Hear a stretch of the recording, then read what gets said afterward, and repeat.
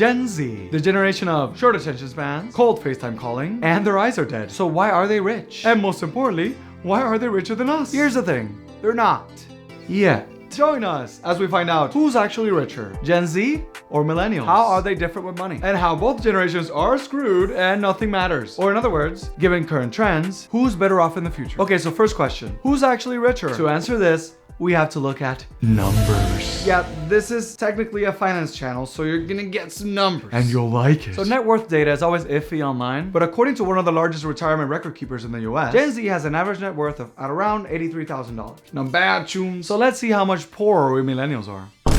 Oh my, that's almost 4 times as much. This makes sense though. Millennials are older, so they've had more time for their assets to grow compared to Gen Z. Time in the market usually beats timing the market. Unless you're insider trading, that always seems to work. But there's unfortunately another reason for this wealth difference that time cannot easily fix. That is that apparently Gen Z loves cash. I mean, who doesn't? But Gen Z loves cash so much that they prefer to hold on to their cash instead of investing it in stocks, bonds, and housing. They've also been kind of priced out of those assets, but we'll touch on that later. This makes millennials richer by simply maxing out their 401k and doing nothing. While only 62% of Gen Z is putting enough to maximize their employer's matching contributions. So they are keeping more cash on the bank, which erodes because of inflation. And what do they do with that cash on the bank, you ask? Well, they opted for something called soft saving. More on that later. But take these net worth numbers with a grain of salt, as the average net worth is very much skewed by the 1% of each cohort. If Zuckerberg walks in the room and it's only you in there, the average net worth in the room goes up significantly. The median net worth, which more accurately represents the average person, is reported to be around $39,000 for people under 35. So why does it feel that Gen Z are somehow richer? Well, aside from the fact that they are really good with makeup, so they always look premium. And on top of that, they are social media proficient. We millennials merely adopted the internet. Gen Z was born in it,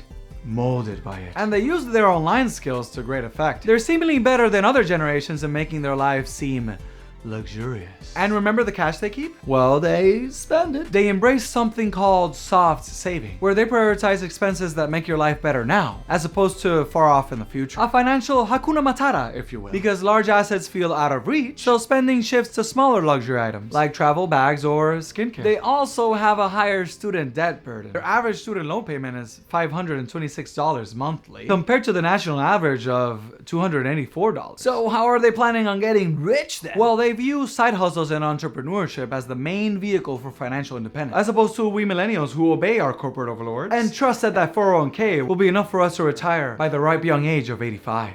So even if they're not richer than us right now, they might be in the future. For now, they will rent the Lambo and promote the latest pay trading group, and us millennials will keep looking out from the office window, trying to remind ourselves what it was like to be young and full of joy.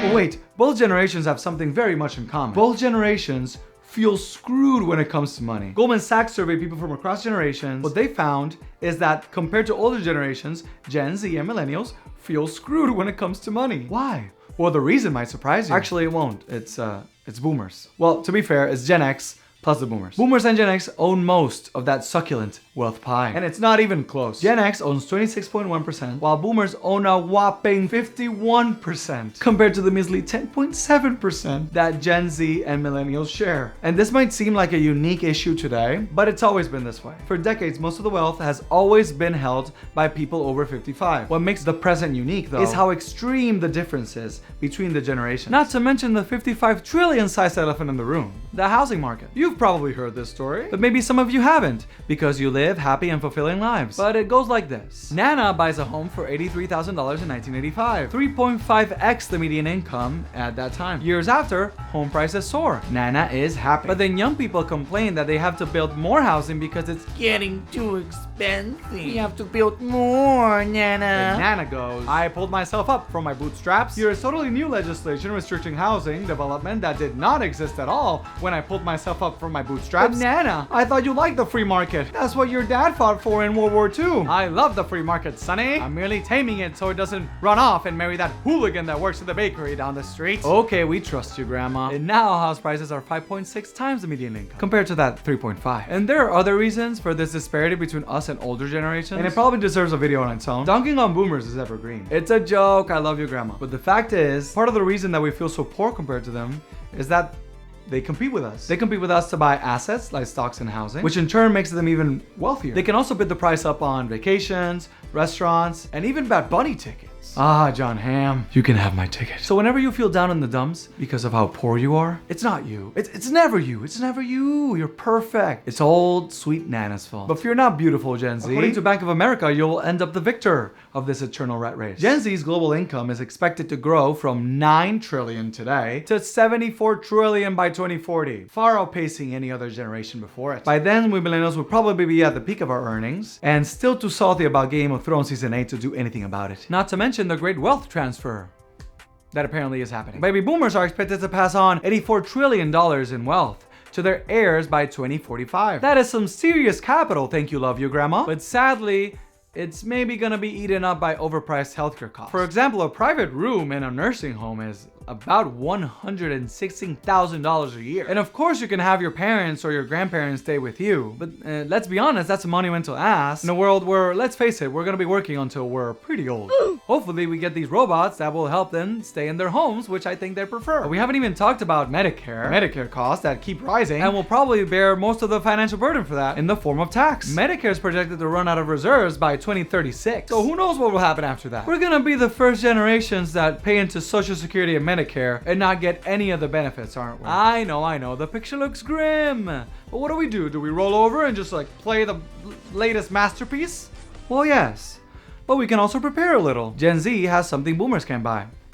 Time. Maybe they should actually open their Roth IRA and put in a bit of those soft savings into hard investments. And millennials should hedge. Maybe take a page out of the Gen Z book and not depend solely on your employer for a retirement. But what do I know? I'm just a guy on YouTube. No one knows what will happen for sure. Maybe automation makes everything so cheap that money doesn't matter anymore. But how is that even possible, you ask? Doesn't adding technology to everything just make things more expensive? And that's how Bill Gates can afford to Stardew Valley this whole country. Well, yeah, inflation has made most things more expensive. But technology innovation has made things like consumer devices, communications, and toys less expensive over time. In the 80s, a clunky computer could cost you about $5,000. Ooh, a whole 10 megabytes just for me? But this type of deflation is not universal. Far from it, actually. Most things have gone up in price since the 90s. And there's one item here that's especially relevant to our generation debate, and it is not letting up. Because of innovations in the tech sector, we can basically print iPhones now. But you can't print out good doctors. Look at him. He's one of a kind, that one. So maybe we're due for another innovation push. This time towards other areas of the economy. And this is where, please don't leave,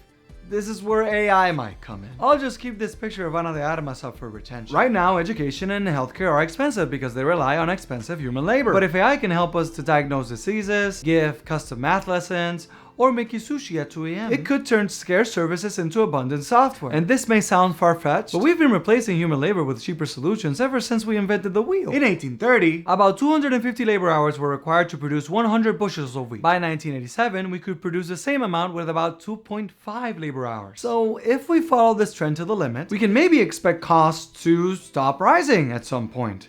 And maybe even start dropping. To the point where the generational divide in quality of life is narrowed a bit. Then all generations, old and new, can come together and film dance videos 24/7. Just picture it, you and Nana throwing it back to your heart's content.